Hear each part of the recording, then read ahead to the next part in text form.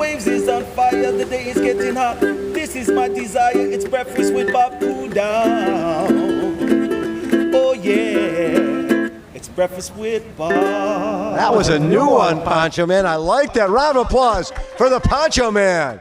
Welcome, everybody. Breakfast with Bob from Kona and Huggo's on the Rocks. My name is Bob Babb. We're brought to you by Master Spas, SFuels Go Longer, HOKA Let's Fly, deboer wetsuits, Forum Smart Swim Goggles, Zoot Sports, original triathlon brand, Quintana Premium Plus Sports, and of course, our Challenged Athletes Foundation. Our next guest, Lauren Brandon, joins us.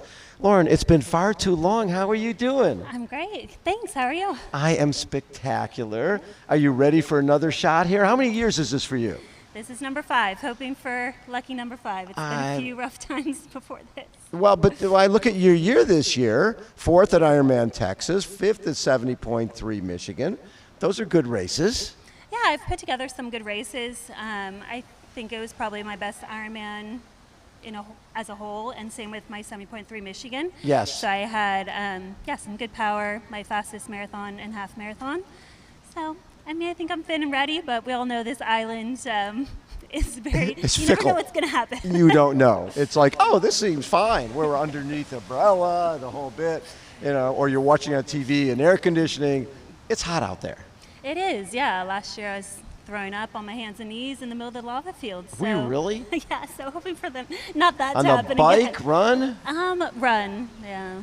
So you were okay during the swimming bike and just get something, no, bad little splotch of aid? The bike, something started going on too. So towards the end, my stomach settled down and I was good for about 16, 17 miles on the run, and then completely fell apart and ended up dropping out because I was like, it's going to be a really long 10-mile walk to the finish line. I don't really want to get a light stick and be drinking chicken soup or any of that stuff. Yeah, so that's okay. So this year will be different. Getting into the sport, NCAA All-American swimmer at Nebraska, you found trying 2010. And back then, were you thinking, because with your great swim background, were you thinking Olympics? I was, yeah. When I met my husband at University of Nebraska, he had just started ITU.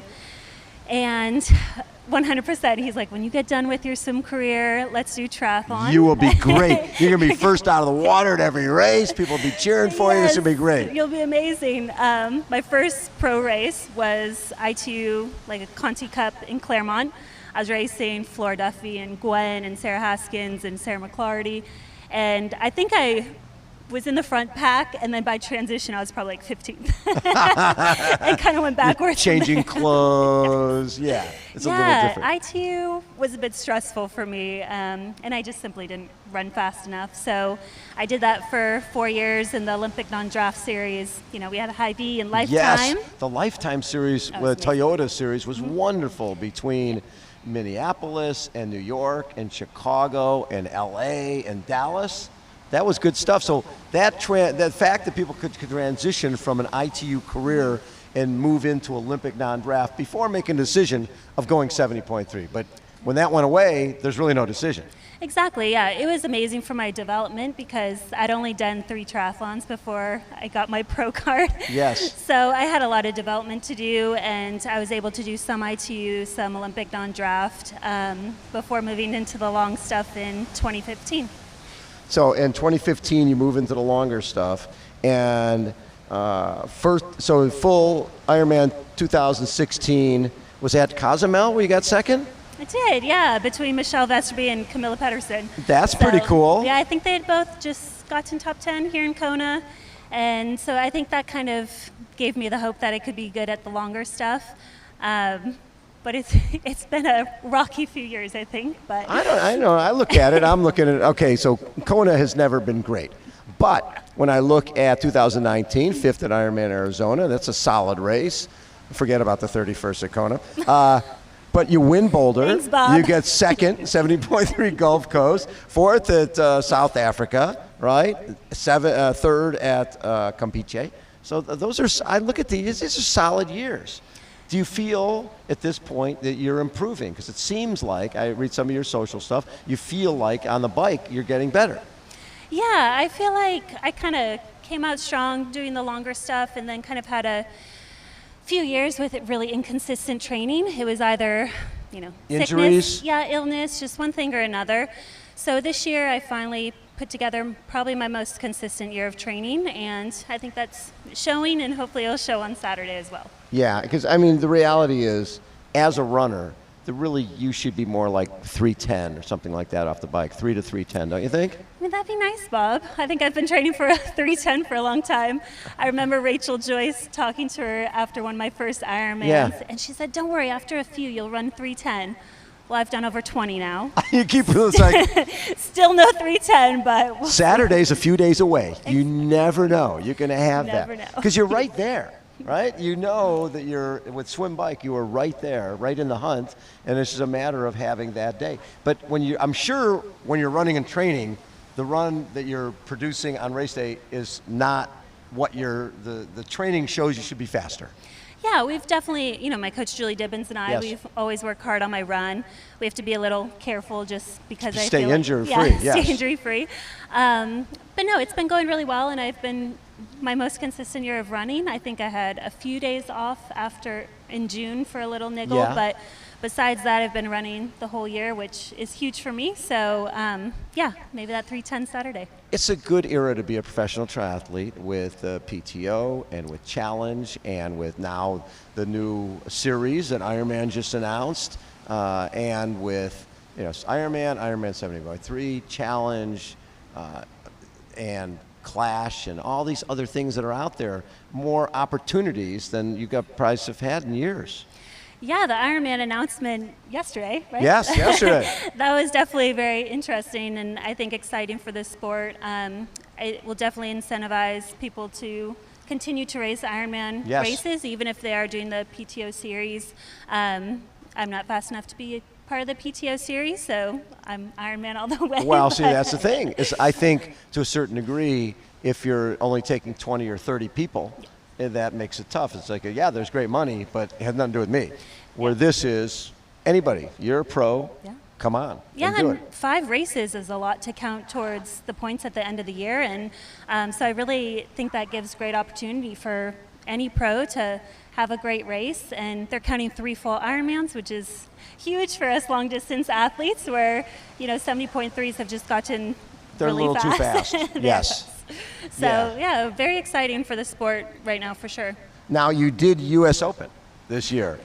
And listen, when you're finishing 20th, 21st, 22nd at a U.S. Open, it's a world-class field. Everybody you look around, you're going, oh, they got Olympic silver, they've got IT World Championships, they've gone to 3 Olympics.